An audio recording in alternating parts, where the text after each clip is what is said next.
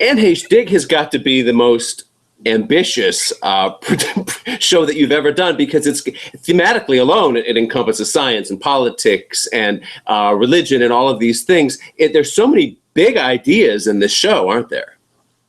Truly, truly. I mean, if you name one kind of concept in the world that somebody wants to literally dig into, they just put them all together. It's one big show about all of that. That's, of course, what was appealing and also kind of astounding that they stuck with it for so long for USA, and also obviously Tim Kring and Gideon Rapp, the creators, who it took a year to shoot 10 episodes. That's an unheard of. Wow. And unheard of. And did you get all 10 episodes up front? Did you know what was coming, or did they kind of dangle you? I wanted to be dangled because Lynn, my character, is at the head of the FBI in Israel, and I actually didn't want to know, because I knew that they were going to, it's really difficult for me to hide if I know that somebody's a bad guy and I'm supposed to pretend they're a good guy. It's too hard for me to act like I don't know who they are. So I literally did ask them to not share the secrets with me. Jason worked a completely different way, but they had, I think before we went to Israel to shoot the first show, they had 6 written. And then we were picked up for the following 4. So they were way ahead of where most shows begin. This show got great reviews from the New York Times, LA Times. What I love about the LA Times one is it kind of sums up the show this way. It says, this is a show about a man who must save the world to save himself. And your character, Lynn, must save him. I mean, you're always reining him in from his craziness, right?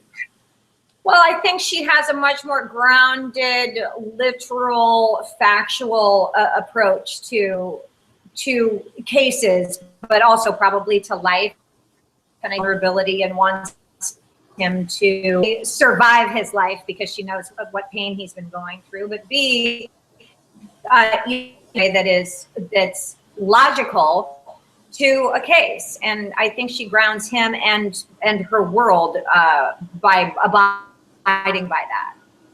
But there's a little bit more to the chemistry between you two, which is fascinating, of course, because you are chiefly his boss and his friend, and in a way his mentor sometimes. But when it crosses over into the romance, what is it that Lynn sees in him that lures her?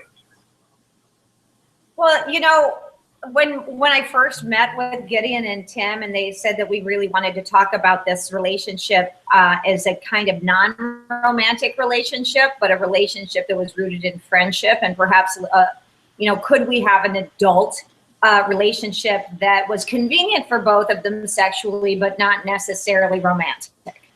And I think everybody kind of wanted to try to pull that off. And of course, the question is that, or was that possible? Did Lynn get more attached as she went along? And I think women, of course, are a little bit more vulnerable once they enter into a sexual relationship with someone. And I think that started to play on her, and she really needed to separate herself from that so that she could be the friend she wanted to be and the boss she needed to be.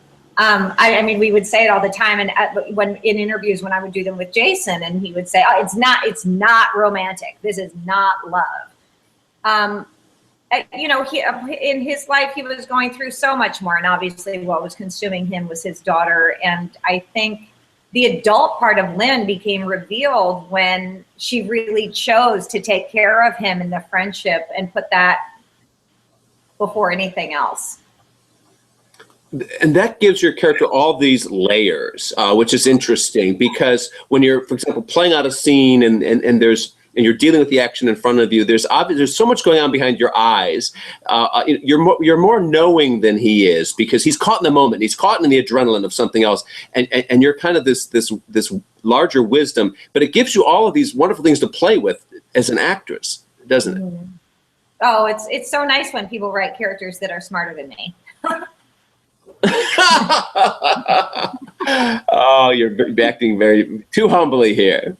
Well, what are some of your favorite? Give me some of your favorite scenes. Give me some of your favorite scenes from the season. Just that were fun to shoot, or that you just look back and say, "Oh God, that was we really nailed it there."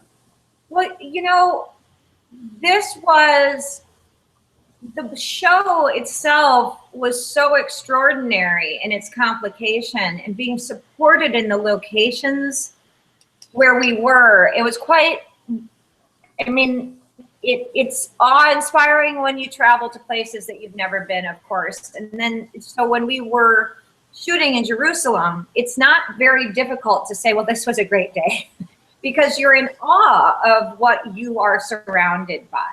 And I mean, I joke, but I also mean it, the less better. I mean, when you are walking among, you know, streets that are thousands of years old, and you say, you know, well, you're so filled with history, and that, to hold that and be able to have that in a scene, it makes a scene very easy. To answer one of your questions, the first day that I shot, we were shooting in now what is, you know, a YMCA in Israel, in the center of Jerusalem. And to get to the location itself and to walk into one of the most magnificent, you know, hundreds of year old buildings with, and it's a scene where it's supposedly where he is staying, it's his hotel.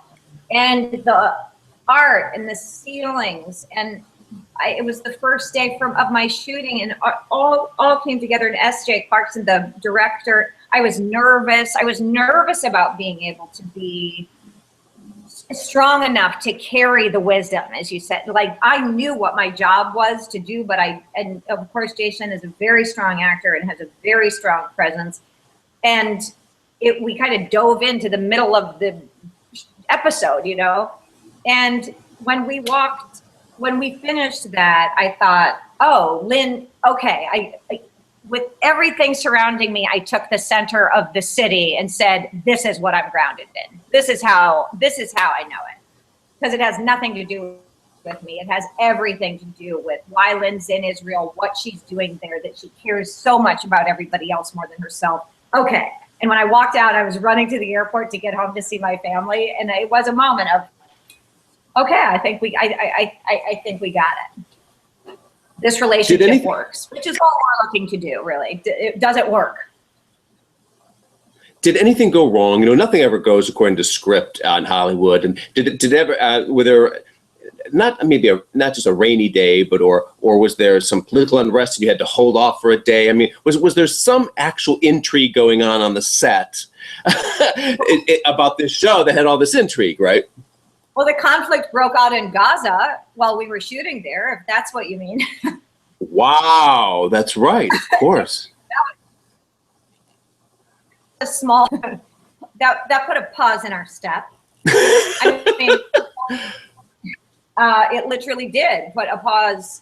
We had fortunately finished shooting the first episode, and not only did it put a pause, it put an end to our shooting in Jerusalem and Israel, and we took a hiatus that was definitely planned at the time, but a bigger hiatus to relocate to Croatia.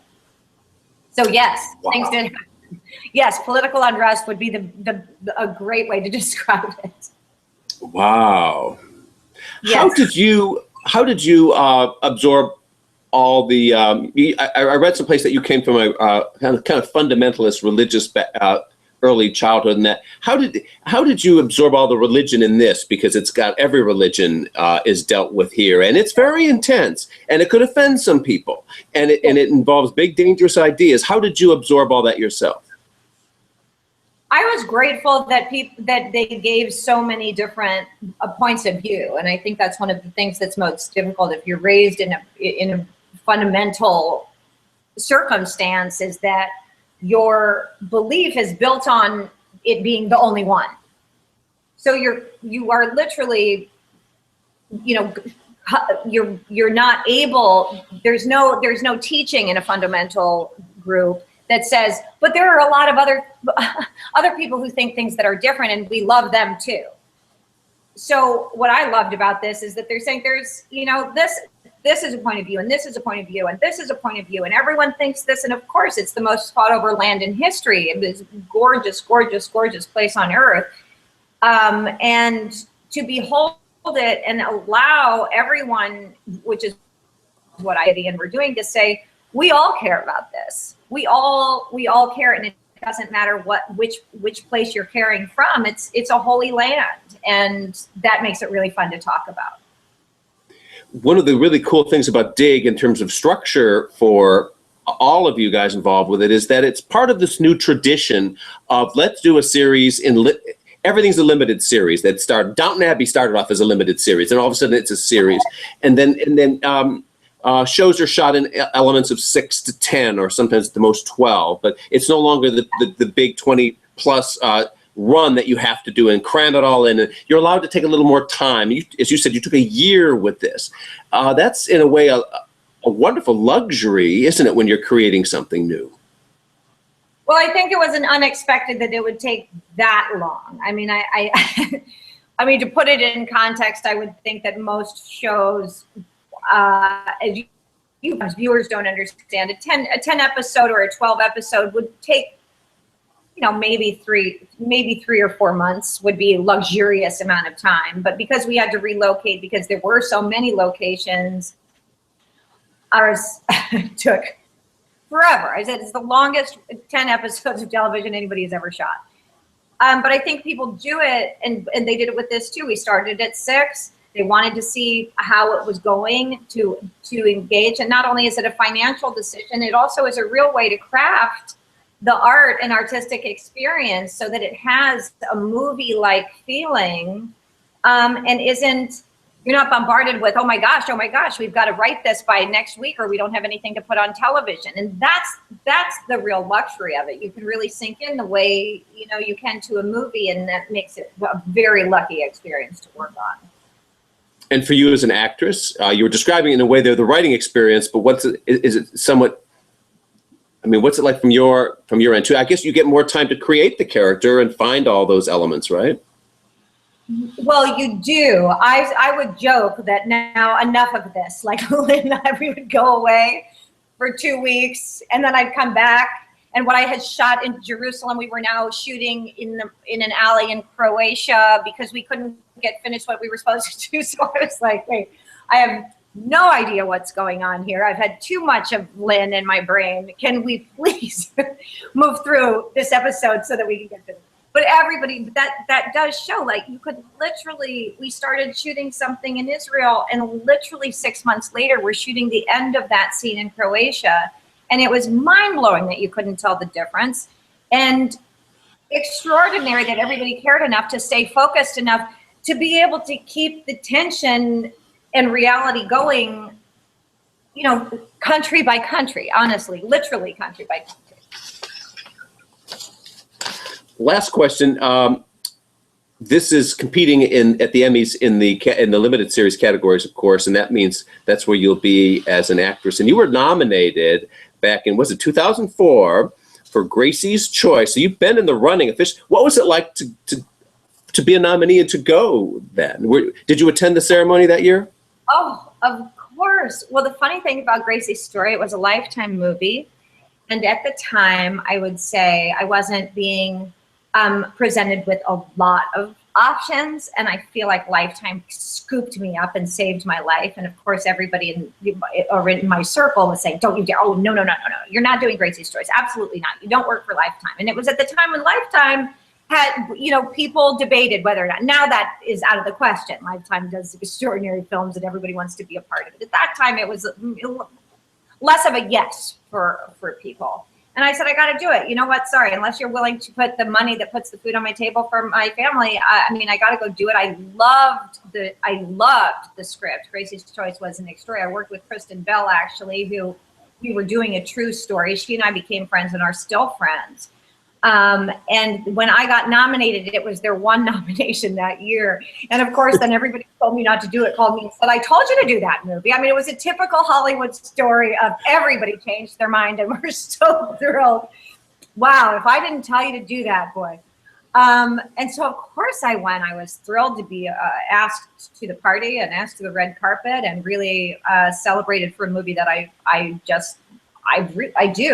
love it. And I think these films give actresses and actors an opportunity to do things that they don't normally get to do.